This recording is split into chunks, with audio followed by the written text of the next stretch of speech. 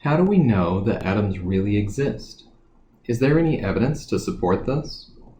There are different microscopic techniques that help us detect the presence of atoms. For example, atomic force microscopy, or AFM, helps us detect the presence of electrons.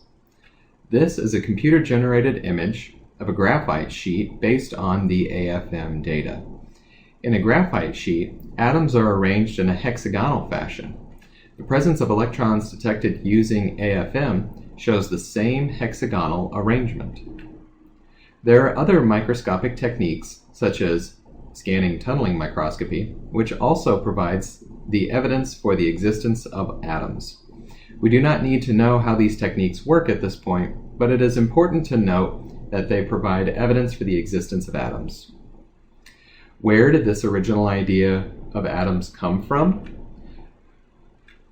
The Greeks were the first to come up with the idea of atoms. But was it a scientific theory?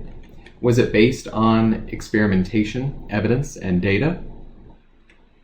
The Greek theory actually emerged from philosophy. They did not have any experimental evidence, but they thought about the nature of matter and decided that matter must be composed of particles that cannot be further divided. The Greek word atomos translates to something that cannot be cut.